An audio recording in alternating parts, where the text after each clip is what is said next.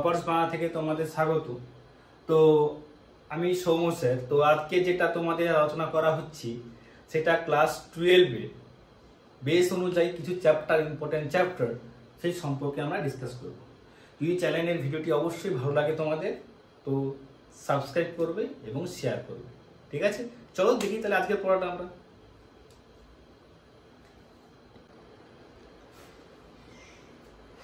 দেখো, আজকে যে আমরা ভিডিওটি আপলোড করছি সেটি হচ্ছে ক্লাস 12 এর সেকেন্ড যে চ্যাপ্টার আছে সপুষ্পক উদ্ভিদের যৌনজনন। তো সেই চ্যাপ্টারের উপরই আলোচনা করা হচ্ছে। ঠিক আছে, তো দেখো ফার্স্ট চ্যাপ্টারটা একবারে ইজি। তো আমরা কিছু গুরুত্বপূর্ণ চ্যাপ্টার যেটা বোঝাতে একটু টাইম লাগবে বা বুঝতে সময় লাগবে তোমাদের পক্ষে, সেই চ্যাপ্টারটার উপরই ফোকাস করা হচ্ছে। ঠিক আছে, জাস্ট বেসিক বলে যেটা আমাদের 12 এর ক্ষেত্রে খুবই ইম্পর্টেন্ট সেগুলোকে আমরা আলোচনা করব। তো তার আগে জানতে হবে এই চ্যাপ্টার থেকে কি কি কোশ্চেন আসতে পারে। তো যেহেতু তোমাদের লাস্ট বছর ওল্ড সিলেবাস অনুযায়ী, তাই 5 নম্বরের কোশ্চেন এখান থেকে একটা আসবে। ঠিক আছে, এবার 5 নম্বরের একটা বলতে কি, কখনো কখনো কি করে দেয়, এই সপুষ্পক উদ্ভিদের যৌন জনন থেকে একটা প্রশ্ন দেয়, অথবা দিয়ে মানুষের যৌন জনন থেকে একটা প্রশ্ন দিতে পারে। তো তবু তা দেখো, তুমি এখান থেকে একটা 5 নাম্বার পাচ্ছ, 3 নম্বরে তুমি একটা পাবে, সেরকম অথবা থাকতে পারে। 2 নম্বরেও তুমি একটা পেতে পারো, বা অনেক সময় দেয়নি বাট পেতে পারো। এবং এমসিকিউ থাকবে একটা। তাহলে যদি ভালো করে দেখা যায়, এইখান থেকে তুমি 8 থেকে 10 নম্বরের প্রশ্ন পেতে পারো। ঠিক আছে, যারা হয়তো বলছে দুটো চ্যাপ্টার পড়তে পারবে না, সে সমস্ত স্টুডেন্ট তারা হয় সপুষ্পক উদ্ভিদের যৌনজনন পড়তে পারো বা মানুষের জন্য, যে কোনো একটা পড়লেই কিন্তু ওদের জন্য। তো আমি কিন্তু রেফার করবো না যে তোমরা যে কোনো একটা পড়ো, সবসময় দুটো পড়বে। যখন দেখবে তোমাদের দুটো পড়তে সমস্যা হচ্ছে তখনই তোমরা এটা করবে। ঠিক আছে, অবশ্য কেউ সাজেশন ওয়াইজ পড়বে না। ঠিক আছে, তবু আমরা কিছু সাজেশন দেবো ক্লাস পরীক্ষার আগে, যেখান থেকে তোমাদের পরীক্ষায় আসার চান্স খুবই বেশি থাকবে। ঠিক আছে, তো দেখো আজকে যেটা আমরা আলোচনা করছি সেটা হচ্ছে সপুষ্পক উদ্ভিদের যৌনজনন। তো এটা জানার আগে আমাকে জানতে হবে যৌন জনন কাকে বলে। যখন গ্যামেটের নিষেকের ফলে নতুন অপত্য জীবের সৃষ্টি হয় তাকে আমরা যৌন জনন বলতেছি। তাহলে যৌন জননের সব থেকে গুরুত্বপূর্ণ ঘটনা কি, এখানে গ্যামেট উৎপন্ন হবে এবং গ্যামেটের মিলনের ফলে অপত্য জীবের সৃষ্টি হবে, তাই যৌন জনন বলতেছি। বেশিরভাগ সমস্ত প্রাণী, হ্যাঁ কিছু কিছু প্রাণী হতো তারা অযৌনজনন করে, এবং যে সমস্ত উদ্ভিদের ফুল থাকে তারা হচ্ছে যৌনজনন সম্পন্ন করে। তার মানে ধরো তুমি একটা গাছ দেখলে, ধরো একটা গাছ, যেই গাছের হয়তো ফুল হয়নি, অনেক গাছ আছে ফুল হয় না। আর একটা ধরো গাছ তুমি দেখলে যেই গাছের হচ্ছে ফুল হয়েছে, দুটো কিন্তু আলাদা প্রজাতি এবং আলাদা গাছ। ঠিক আছে, ধরো এই দুটো গাছ আছে, যে গাছের ফুল হয়েছে তাকে আমরা বলি সপুষ্পক। ঠিক আছে, আর যে গাছের ফুল হয়নি তাকে আমরা অপুষ্পক বলি। তো কেন বলছি পরে বলতেছি। এই অপুষ্পক যারা ফুল হচ্ছে, এই যৌন জননের সাহায্যকারী অঙ্গ হচ্ছে ফুল। অর্থাৎ যে সমস্ত উদ্ভিদের ফুল হয়, মানে সপুষ্পক উদ্ভিদ, ওরাই কিন্তু যৌন জনন সম্পন্ন করবে। বাট যাদের ফুল হয় না তারা কিন্তু কখনো যৌন জনন সম্পন্ন করবে না। ঠিক আছে, এবার দেখো যেটা আমরা আসতেছি, এই যৌন জননে আগের চ্যাপ্টারে ছিল 3টি ঘটনা ঘটছে। ঠিক আছে, সবসময় মনে রাখবে যৌন জননে 3টি ঘটনা ঘটে। কি কি ঘটনা? একটা প্রাক নিষেক, অর্থাৎ নিষেকের আগের ঘটনা, যেখানে দুটো প্রসেস হয়। একটা পদ্ধতির নাম হচ্ছে কি পদ্ধতি? গ্যামেটোজেনেসিস। তো উদ্ভিদের ক্ষেত্রে আলাদা হয়, আমি নরমাল সবার ক্ষেত্রে পড়াচ্ছি। উদ্ভিদের একটু অ্যাডভান্স ডিটেলস, মানে একটু কমপ্লেক্সই হয়, আমাদের কমপ্লেক্স অবশ্যই, বাট উদ্ভিদের আরেকটা স্টেজ হয়, বাট সেটা পরে বলছি। অর্থাৎ এটাই গ্যামেট তৈরি হবে, তৈরি করে সেকেন্ড ইনসিডেন্টটা হচ্ছে গ্যামেট স্থানান্তর ঘটবে। ঠিক আছে। তো এটা হচ্ছে সমস্ত জীব যারা যৌন করে, যে প্রাণী, তাদের ক্ষেত্রে এটা হয়। বাট উদ্ভিদের ক্ষেত্রে কি হয়? উদ্ভিদের ক্ষেত্রে এখানে তিনটি প্রসেস হয়। কি কি প্রসেস? প্রথমে একটা প্রসেস হয় রেণু উৎপাদন, বা ইংলিশে বলা হয় স্পোরোজেনেসিস, বা বাংলায় বলে রেণু উৎপাদন। সেকেন্ডে হবে কি হবে? সেকেন্ডে ওদের হবে গ্যামেটোজেনেসিস। ঠিক আছে, অর্থাৎ যে পদ্ধতিতে গ্যামেট তৈরি হয় তাকে বলি আমরা গ্যামেটোজেনেসিস। আর 3 নম্বর গ্যামেট স্থানান্তরণ, যাকে এদের ক্ষেত্রে বলা হয় কি যোগ? পরাগযোগ।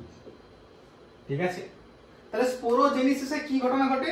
স্পোরোজেনেসিসে ঘটে রেণু তৈরি হয়, আর গ্যামেটোজেনেসিসে কি হয়? গ্যামেট হয়, আর পরাগযোগে গ্যামেটটা স্থানান্তর হবে, ওই নিষেক ঘটবে। এই নিষেককে দুই ভাগে ভাগ করছি যে সমাজীবের ক্ষেত্রে আসি, বহির্নিষেক, অন্তর্নিষেক। যদি নিষেকটা স্ত্রী দেহের ভেতরে হয় তখন তাকে অন্তর্নিষেক বলি, আর বাইরে হলে তাকে বলা হয় বহির্নিষেক।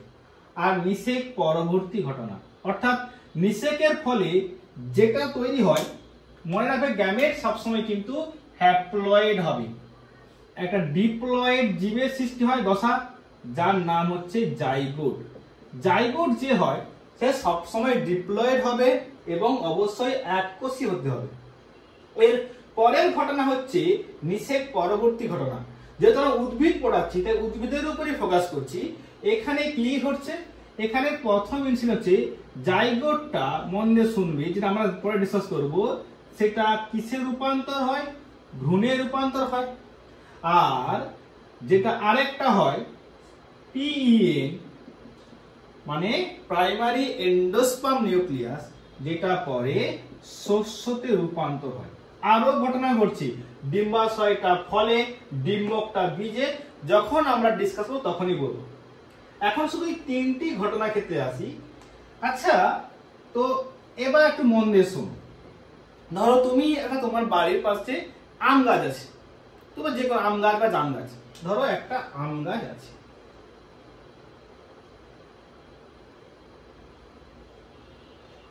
এটা আম গাছ।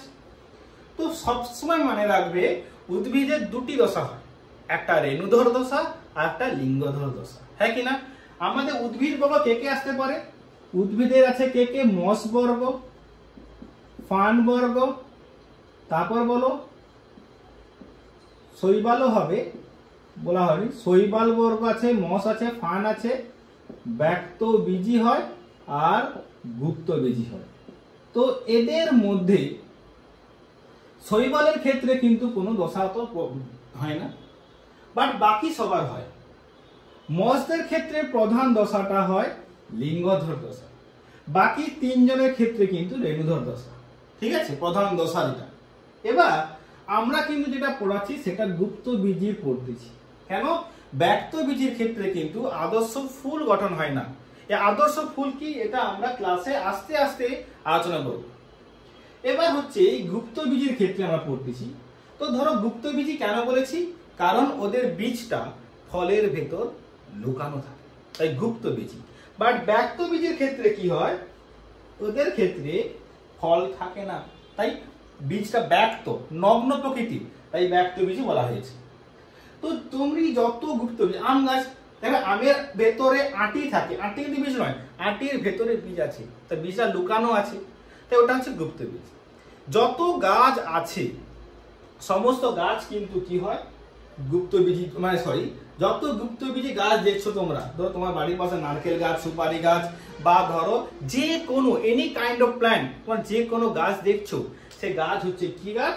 রেণুধর দশা। কি দশা? মনে রাখবে, রেণুধর দশা। আর রেণুধরকে ইংলিশে বলা হয় স্পোরোফাইটি। এই ইংলিশ টার্মটা মন দিয়ে শুনবে। আমরা সাইকেল করে বোঝানোর পর তারপর প্রসেসে যাব। প্রথমে একবারে ফুল থেকে শুরু করবো না, ঠিক আছে? আগে চ্যাপ্টার বায়োলজির ক্ষেত্রে বুঝে পড়তে হয়। তাহলে স্পোরোফাইটি, তুমি যত ধরো এটা আম গাছ দেখছো, তাহলে তুমি এটা স্পোরোফাইটি দশা হবে। আর স্পোরোফাইটি সবসময় ডিপ্লয়েড হয়, এটা চিরন্তন সত্য, কখনো ডিপ্লয়েড হয় না। কেন রেণুধর বলছি? ও রেণু তৈরি করে বলে। ঠিক আছে, তাহলে আমি সিম্পল আসি প্রথমে, তারপরে কমপ্লেক্স আসবো। কিন্তু ক্লাস 11 এ তোমরা পড়েছিলে একটু, দেখো যে রেণুধর দশা সে রেণু তৈরি করবে। আমি দুটো করিলাম, কারণ আমরা দুটো সাইকেল, একটা সাইকেলই করে নিচ্ছি। একটা রেণুটা হবে স্ত্রী, ছোট রেণু হবে আকারে, আর একটা হবে বড় রেণু।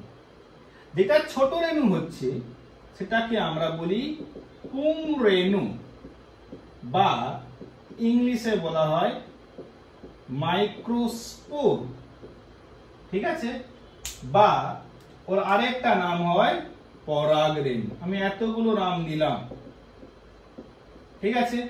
আর যেটা বড় হয় আকারে এটা কেউ স্ত্রী রেণু বলতেছি, বা কি বলা হয় থাকে বলো, মেগাস্পোর বলা হয়ে থাকে। কি বলা হয়ে থাকে? মেগাস্পোর বা ডিমোনা প্রসেস, ঠিক আছে। এবার যে প্রসেসে পুংরেণু বা পরাগ রেণু তৈরি করে সেই প্রসেসটাকে বলা হয় মাইক্রোস্পোরোজেনেসিস। এই যে স্পোরোজেনেসিস দুটো হয়, তাহলে একটা প্রসেসের নাম হচ্ছে মাইক্রোস্পোরোজেনেসিস।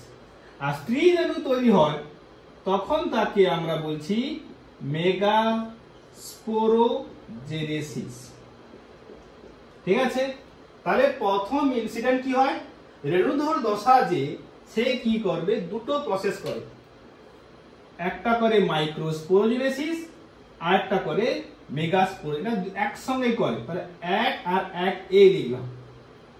এবার যে পরাগ রেণু আছে মাইক্রোস্পোর, সে কি করবে মন দিয়ে শুনবে, পুং রেণু তৈরি করলো।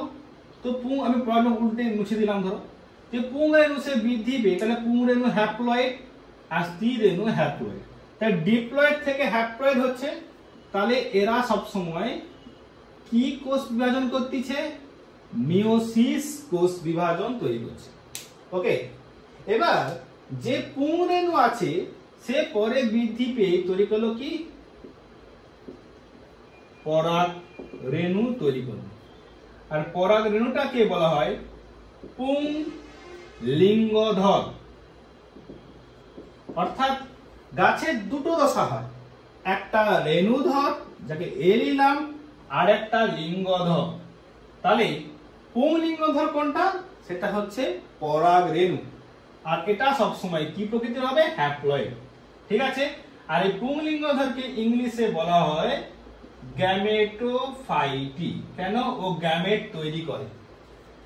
আসলে সব বুঝতে পারছো?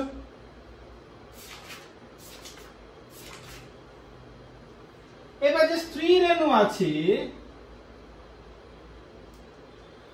সে কি তৈরি করবে, স্ত্রী রেণুটা পরে বৃদ্ধিপ্রাপ্ত হয়ে ভ্রূণস্থলী গঠন করবে। মন দিয়ে শুনবে, পুং রেণুটা যেমন বৃদ্ধিপ্রাপ্ত হয়ে পরাগ রেণু তৈরি করছে, ঠিক তেমনি স্ত্রী রেণুটা বৃদ্ধিপ্রাপ্ত হয়ে কি তৈরি করছে, ভ্রূণস্থলী। তাহলে ওটা হ্যাপ্লয়েড, এবং তাই স্ত্রী ভ্রূণস্থলীকে বলা হয় কি উদ্ভিদ দশা, স্ত্রী লিঙ্গধর। তাহলে যেহেতু ধরো যারা গুপ্ত বীজি হয় দু ধরনের রেণু তৈরি করছে, একটা ছোট অঙ্কের একটা বড়, তাই এদেরকে বলি আমরা হেটারোস্পোরাস। যদি রেণুটা দু রকমের হয়, এক ধরনেরটা ছোট আর এক ধরনেরটা বড়, যে ছোট হয় সে পুং রেণু তৈরি করে, যেটা পরে পুং লিঙ্গধর তৈরি করতেছে। এবার যে পুং লিঙ্গধর কি করছে, পরাগ রেণু, ও কি করলো, মাইটোসিস কোষ বিভাজন করলো, ঠিক আছে। মাইটোসিসে করে ও কি তৈরি করে, পুং গ্যামেট তৈরি করলো। ঠিক স্ত্রী লিঙ্গধর কি করলো, এরাও সেম মাইটোসিস করে স্ত্রী গ্যামেট তৈরি করলো। নাম বললাম তো, গ্যামেট বললাম, আর গ্যামেট সবসময় কি হবে, হ্যাপ্লয়েড। এই টোটাল যে দশাটা আমি আঁকলাম এটা সব, এবার পুং গ্যামেট যাবে স্ত্রী গ্যামেটে গেছে, সব প্রাক নিষেক ঘটনা। আমরা এই স্টেপ গুলো সব পড়বো। এবার মন দিয়ে শোনো, যে প্রসেসে স্ত্রী গ্যামেট তৈরি হয় সেই প্রসেসকে বলা হয় মেগা গ্যামেটোজেনেসিস বা স্ত্রীলিঙ্গ ফুল, হ্যাঁ হ্যাঁ, যে প্রসেস স্ত্রী গ্যামেটের তৈরি হয় তাকে বলা হয় মেগাগ্যামেটোজেনেসিস, আর যে প্রসেসে পুংগ্যামেট তৈরি হয় তাকে বলি মাইক্রোগ্যামেটোজেনেসিস। এখানে অনেক প্রশ্ন লুকিয়ে আছে, যেটা আমরা আস্তে আস্তে শিখব। ঠিক আছে, তাহলে ফার্স্ট কি দেখলাম, একটা গাছ, সেই গাছের ফুল হয়, ফুলের ভেতরে তারা কি করে, যেটা পরাগধানী বলা হয়, আমরা পরে শিখবো। সের ভেতরে এই যে এগুলো সব শিখবো আস্তে আস্তে, দেখো একটু স্টেপটা মন দিয়ে শুনুন। এবার ওই পুংগ্যামেট আর স্ত্রী গ্যামেট দুজনেই নিষিক্ত হয়, নিষেক ঘটে করে কি তৈরি করলো, জাইগোট তৈরি করে। জাইগোটটা টুইন। ঠিক আছে, আরো একটা হয় কিন্তু সেটা আমি বলছি না, তো বলে দিচ্ছি। পুংগ্যামেট দুটো হয়, পরে শস্য তৈরি করে, বাট এখন যাচ্ছি না, পরে শিখবো আমরা। জাইগোটটা পরে ভ্রূণে রূপান্তর হয়, ভ্রূণটা আবার পরে ডিপ্লয়েড শ্রেণুধর উদ্ভিদ দশায় রূপান্তর হয়। এই চক্রটাই আমরা এই চ্যাপ্টারে বলা হয়েছে। যদি না বুঝতে পারো এটা স্ক্রিনশট মেরে রাখো, আবার আসতে জানবো। তো আবার আমরা এই চক্রটা কিন্তু বুঝবো না, কারণ এই চক্র সম্পর্কে দেওয়া আছে। ঠিক আছে, তো দেখো এবার নেক্সট কি বলেছে। যদি আমরা আসি চক্র জানতে, তো আমি এক্ষুনি বলেছিলাম যৌন জননের সব থেকে গুরুত্বপূর্ণ সাহায্যকারী অঙ্গ ফুল, কারণ যে সমস্ত উদ্ভিদের ফুল হয় না তারা কিন্তু কখনো যৌন জনন সম্পূর্ণ করে না। তো আমরা এই স্টেপগুলো শিখব। এই স্টেপগুলো শেখার আগে এই স্টেপটা যেখানে হয়, মানে এই স্টেজ হয়, এই স্টেজ হয়, এই স্টেজ হয়, সেটা কোথায় হয়, উদ্ভিদের ফুলে হয়। তো ফুল সম্পর্কে জানার পর এই প্রসেসগুলো কোথায় হয় আমরা এক একটা করে এখানে লিখব। ঠিক আছে,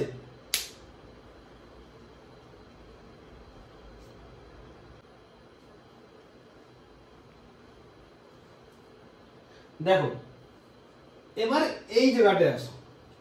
তো যেহেতু এক সেকেন্ড, আমরা বলেছি যে সপুষ্পক উদ্ভিদের যৌনজনে যেটা সাহায্য করছে সেটা হলো ফুল।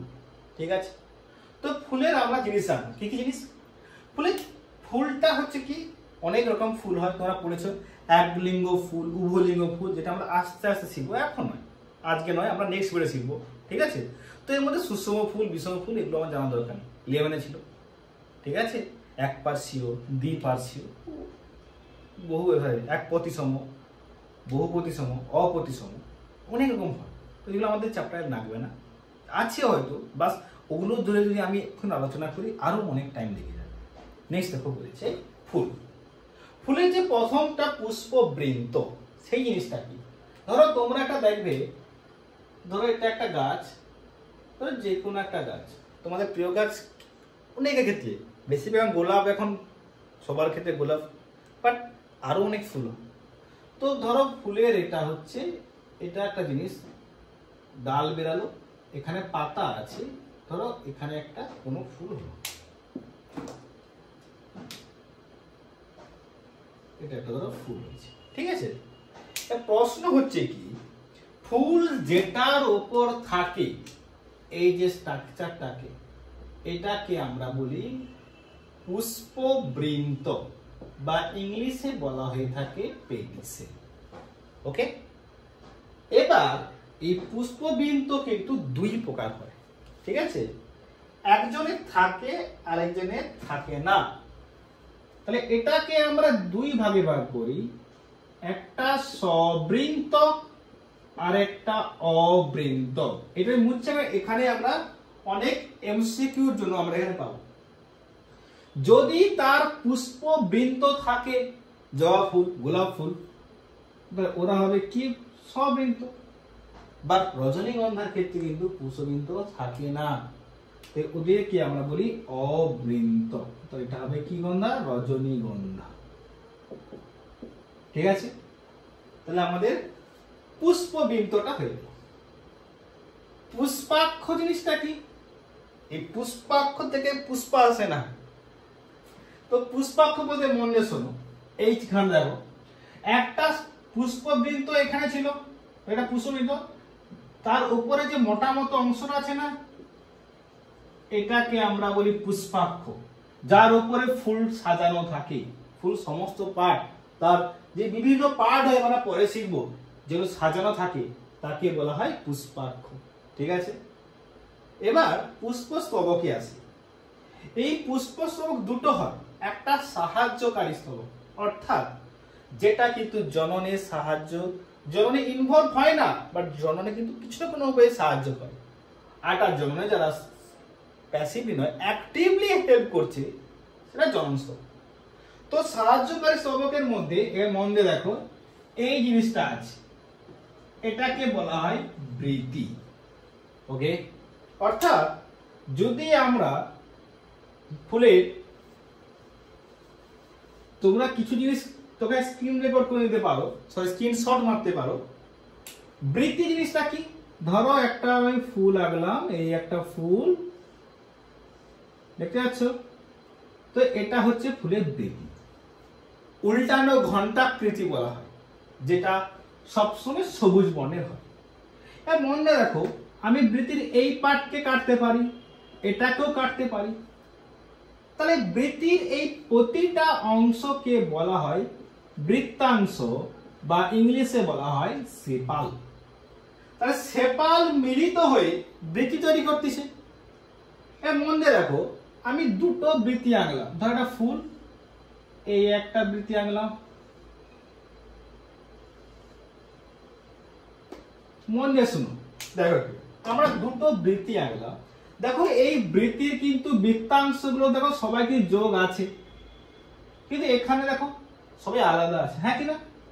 যদি সবাই যুক্ত থাকে তখন তাকে বলি গ্যামোসেপালাস। আর দেখো সবাই মুক্ত থাকে তখন তাকে বলা হয় পলিসেপালাস। আসলে বুঝতে পারছো সবাই? এবার জবা ফুলে দেখবে বৃতির পরে এবং ছোট ছোট আবার এবং পার্ট থাকে না, সেটাকে বলা হয় উপবৃতি। এটা অবশ্য অনেকের থাকে না। বৃতি কি কাজ করে? বৃতি হচ্ছে সবুজ বর্ণের। সবুজ মানে কি?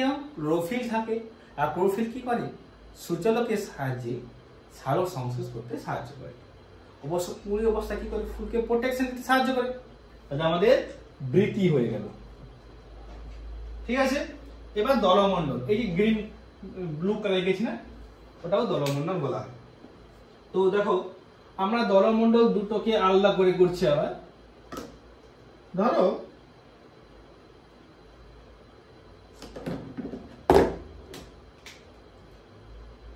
এই একটা ফুল, আমি ধুতুরার মতো আঁকার চেষ্টা করছি, বাট অ্যাকচুয়াল ধুতুরা আঁকতে হয়তো টাইম পাচ্ছি না। একটা ধুতুরা আঁকলাম, আর একটা আমি ফুল আঁকলাম।